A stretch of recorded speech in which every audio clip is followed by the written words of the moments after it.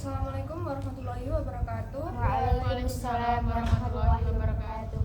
Di sini kelompok kami akan mempresentasikan hasil dari materi yang diberikan, yaitu tentang implementasi program anti perundungan di SD. Sebelumnya perkenalkan, nama saya Safira Diabraini, serta rekan saya. Nama saya Alia Aditya, tiga digit terakhir saya 111. Saya Siti Muda, tiga digit terakhir saya 103.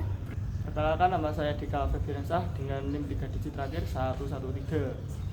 Perkenalkan, nama saya Alnijwa Jalsia, 3 digit terakhir saya 110. Perkenalkan, nama saya Lain Rizky Nur Rahmat, 3 digit NIM terakhir saya 115. Kita langsung ke materi, yaitu tentang implementasi program anti perundungan di SD. Pengertian dari perundungan yaitu merupakan tindakan yang dilakukan oleh seseorang dengan sengaja untuk menyakiti, merendahkan, atau mengintimidasi orang lain, baik secara fisik, verbal, sosial, maupun daring, atau yang biasa disebut dengan cyberbullying. Kemudian maksud dari anti perundungan adalah upaya untuk mencegah dan menangani perilaku perundungan atau bullying yang banyak terjadi di lingkungan sekolah. Kemudian program anti perundungan di SD merupakan upaya sistematis untuk mencegah dan menangani tindakan perundungan yang sering terjadi di lingkungan pendidikan. Di sini masalah yang diangkat yaitu tentang siswa SD di Subang, di rumah sakit diduga akibat dianiaya 3 kakak kelasnya. Latar belakang dari masalah tersebut ialah bullying di sekolah dasar merupakan masalah serius yang dapat mempengaruhi perkembangan psikologis dan sosial anak. Dampak jangka panjang dari bullying antara lain yaitu menurunnya rasa percaya diri, gangguan psikologis seperti kecemasan, dan penurunan prestasi akademik. Kemudian ada kebijakan anti-intimidasi, namun implementasinya sering terhambat oleh kurangnya pemahaman dan sumber daya di sekolah.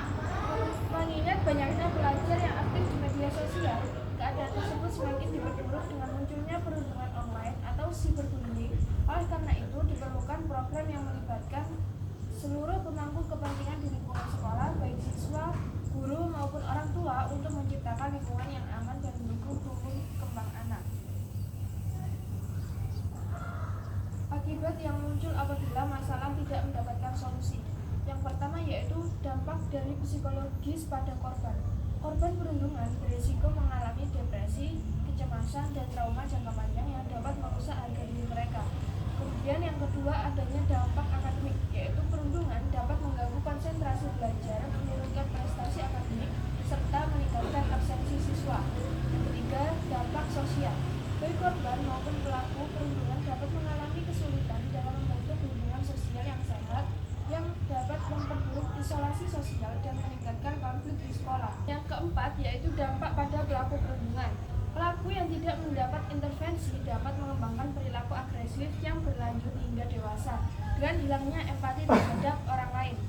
Yang kelima yaitu dampak lingkungan pada sekolah. Sekolah yang tidak menangani perundungan dapat menciptakan budaya mendukung perilaku agresif, mengganggu suasana belajar yang aman dan juga nyaman.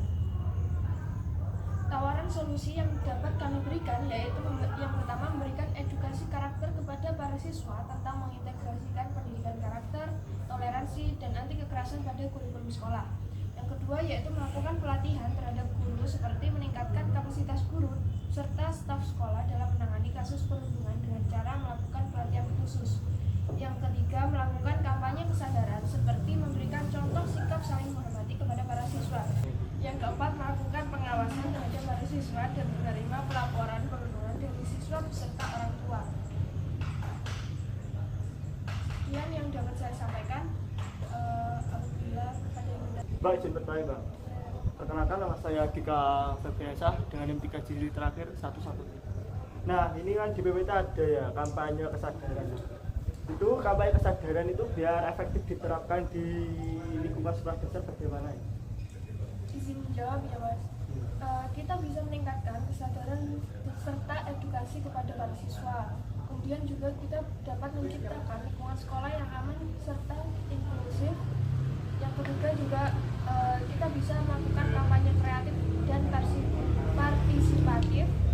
Kemudian seperti kita membuat poster serta banner untuk ditujukan kepada para siswa.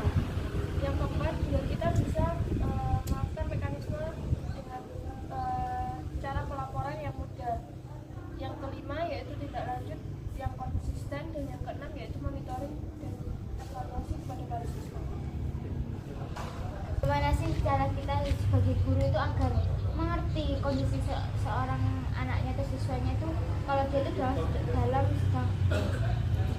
tekanan kayak pembunuhan itu. Melakukan pendekatan kepada siswa untuk mengetahui siswa tersebut itu sedang terkena bullying dari siswa-siswa yang lain atau enggak. Kalau kita nggak bisa pendekatan itu, jadi kita nanti nggak bakal tahu kalau siswa tersebut itu sedang dalam tekanan pihak lain. Terima kasih. Ya. Aduh. Sekian dari kelompok kami. Apabila ada kesalahan kata maupun perbuatan, kami mohon maaf. Saya akhiri. Wassalamualaikum warahmatullahi wabarakatuh.